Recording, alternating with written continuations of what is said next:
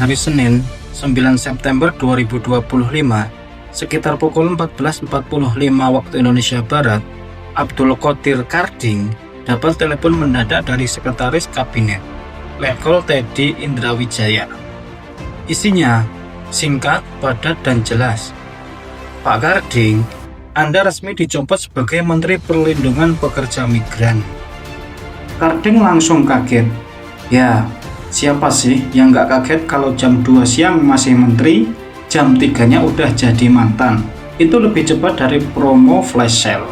Tapi, salutnya, Karding bilang dia legowo. Dia menganggap ini keputusan politik, bukan karena kasus tertentu. Bahkan ia membantah kabar yang mengaitkan pemecatannya dengan foto dirinya main domino bareng Menteri Kehutanan, Raja Juli Antoni. Kata Karding, itu cuma acara kumpul keluarga, bukan turnamen Domino Cup Istana. Sementara itu, cerita lain datang dari Budi Ari Setiadi.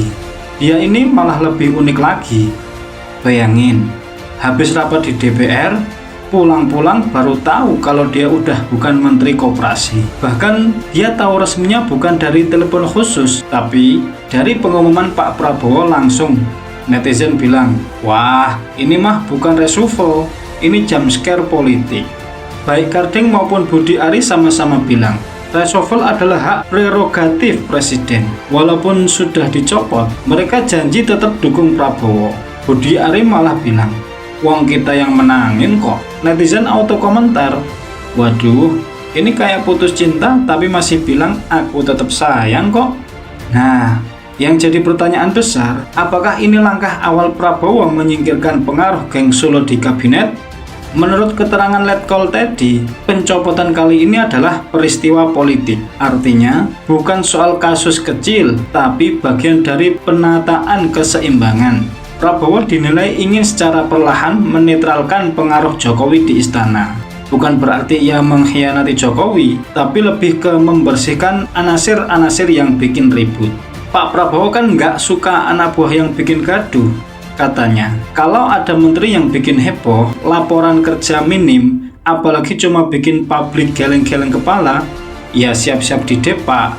Masuknya Karding dulu memang karena rekomendasi Jokowi. Tapi, kalau kerjaannya minim laporan, ya hasilnya kayak sekarang, dicoret. Caimin lapor soal sekolah rakyat. Raja Juli masih dianggap aman karena nggak bikin gaduh.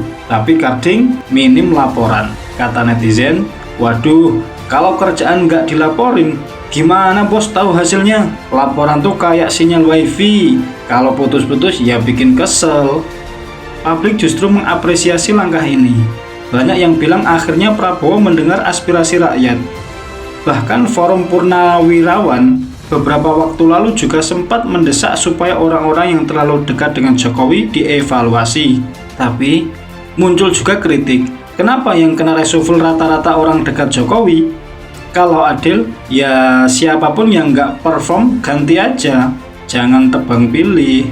Dan ini poin penting, reshuffle ini bukan sekedar balas jasa atau kompromi politik, tapi uji nyata, apakah kabinet bisa berubah menjadi meritokrasi? Artinya, siapapun yang nggak kompeten, ya minggir, siapapun yang layak, ya dipakai.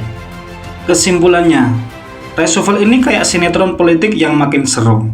Ada yang dicopot tiba-tiba, ada yang kaget di menit akhir, ada juga yang masih bertahan, walau publik heboh minta diganti.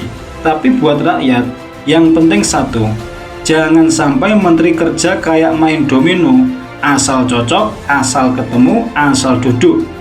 Rakyat butuh kerja nyata, bukan sekedar kartu domino disusun terus ambruk. Jadi, apakah ini awal pembersihan total dari sisa-sisa geng lama atau masih setengah hati? Jawabannya ada di langkah Prabowo berikutnya. Yang jelas, rakyat sudah menunggu. Kalau bom waktu masih disimpan, cepat atau lambat itu pasti meledak.